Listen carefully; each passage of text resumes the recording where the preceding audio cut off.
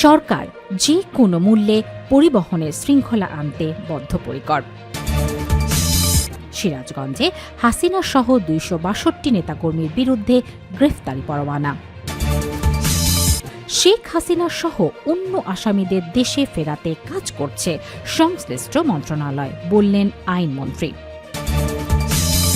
সর্বশেষ জানাবো, পাবনায় দুর্নীতির মামলায় উপজেলা প্রকল্প বাস্তবায়ন কর্মকর্তা কারাগারে। শিরোনাম শুনলেন, এবারে বিস্তারিত।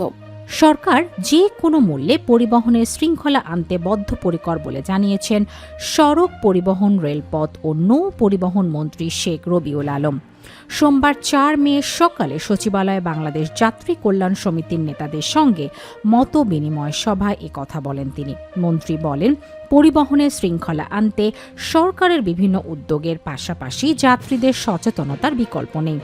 সবার সম্মিলিত প্রচেষ্টা ছাড়া এই সেক্টরে মানুষের দুর্ভোগ কমানো সম্ভব নয়। দেশের মানুষের যাতায়াতের ভোগান্তি কমাতে, সড়ক নিরাপত্তা নিশ্চিত করতে সড়ক, রেল ও নৌ যোগাযোগ পরিবহন পরিচালনার আইন ও বিধিমালা সংস্কার করে যাত্রী সাধারণের প্রতিনিধিত্ব নিশ্চিত করার দাবি জানান যাত্রী কল্যাণ সমিতির মহাসচিব মোহাম্মদ মোজাম্মেল হক চৌধুরী।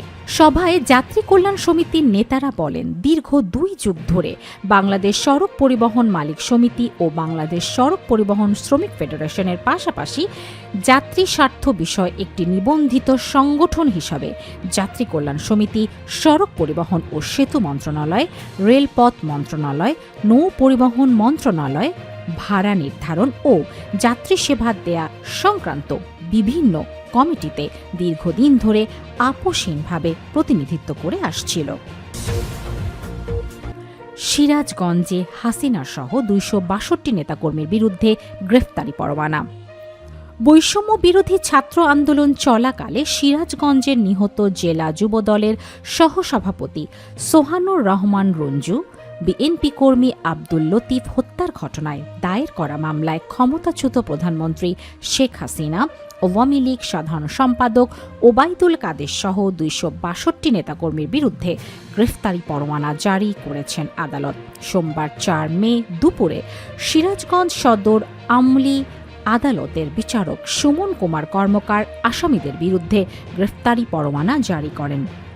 আদালতের জিআরও জুয়েল রানা, অতিরিক্ত পাবলিক প্রসিকিউটর নাসির উদ্দিন এই তথ্য নিশ্চিত করে বলেন, যুবদল নেতা সোহানুর রহমান রঞ্জু হত্যা মামলায় মোট আসামি ১৯৫ জন। এর মধ্যে ৭০ জন জামিনে আছেন। শেখ হাসিনা সহ ১২৫ আসামি পলাতক রয়েছেন। বিএনপি কর্মী আব্দুল লতিফ হত্যা মামলায় মোট আসামি ১৭৮ জন। এর মধ্যে জামিনে আছেন ৪১ জন। শেখ হাসিনা, ওবায়দুল কাদের সহ ১৩৭ আসামি পলাতক রয়েছেন। দুটি মামলায় মোট ২৬২ জনের বিরুদ্ধে গ্রেফতারি পরোয়ানা জারি করেছে আদালত। শেখ হাসিনা সহ অন্য আসামিদের দেশে ফেরাতে কাজ করছে সংশ্লিষ্ট মন্ত্রণালয়, বললেন আইনমন্ত্রী। সাবেক প্রধানমন্ত্রী শেখ হাসিনা সহ অন্যান্য আসামিদের দেশে ফিরিয়ে আনতে সংশ্লিষ্ট মন্ত্রণালয়গুলো কাজ করছে বলে জানিয়েছেন আইনমন্ত্রী মোহাম্মদ আসাদুজ্জামান। সোমবার ৪ মে আন্তর্জাতিক অপরাধ ট্রাইব্যুনাল পরিদর্শনে গিয়ে তিনি একথা জানান। এ সময় তিনি বলেন, প্রসিকিউশনের বিরুদ্ধে অনিয়মের যে অভিযোগ এসেছে তার বিষয়ে পদক্ষেপ নেওয়া হয়েছে।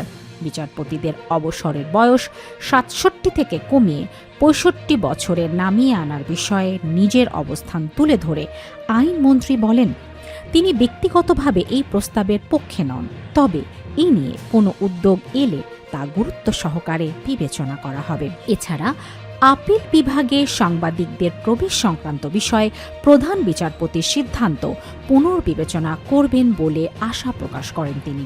এ সময় আগামী ১৭ মে মানবাধিকার কমিশন আইন ও গুম আইন নিয়ে পরামর্শ সভা অনুষ্ঠিত হবে বলে জানান তিনি।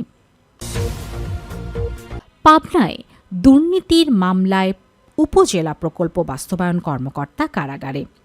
দুর্নীতি দমন কমিশন দুদকের দায়ের করা মামলায় সিরাজগঞ্জের শাহজাদপুর উপজেলার প্রকল্প বাস্তবায়ন কর্মকর্তা পিআইও আবুল কালাম আজাদকে পাবনা থেকে গ্রেফতার করা হয়েছে। সর্বশেষ সোমবার ৪ মে দুপুরে তাকে পাবনা আদালতের মাধ্যমে কারাগারে পাঠানো হয়েছে। এর আগে রোববার দিবাগত রাতে পাবনা শহরের গোপালপুর এলাকা থেকে দুদক ও পুলিশের একটি বিশেষ টিম তাকে গ্রেফতার করে। গ্রেফতার আবুল কালাম আজাদ পাবনার সুজানগর উপজেলার হাসামপুর গ্রামের শমসের আলী মিয়ার ছেলে। বর্তমানে তিনি সপরিবারে পাবনা পৌর শহরের শালগাড়িয়া সদর হাসপাতাল রোডে বসবাস করেন। দুদক পাবনা সমন্বিত জেলা কার্যালয়ের সহকারী পরিচালক সাধন চন্দ্র সূত্রধর এই তথ্য নিশ্চিত করেন। দুদকের মামলা সূত্রে জানা গেছে, শাহজাদপুর উপজেলায় কর্মরত থাকাকালীন বিভিন্ন উন্নয়ন প্রকল্পের অর্থ আত্মসাৎ, ভুয়া মাস্টার রোল তৈরি এবং সরকারি অর্থ নিজ স্বার্থে ব্যবহারের অভিযোগে আবুল কালাম আজাদের বিরুদ্ধে 4টি পৃথক মামলা দায়ের করেছিল দুদক। দীর্ঘদিন তদন্ত শেষে দুর্নীতির প্রমাণ পাওয়ায় তার বিরুদ্ধে গ্রেফতারি পরোয়ানা জারি করা হয়। তিনি পলাতক থাকা অবস্থায় রোববার রাতে পাবনা শহরের গোপালপুর এলাকা থেকে তাকে গ্রেফতার করা হয়।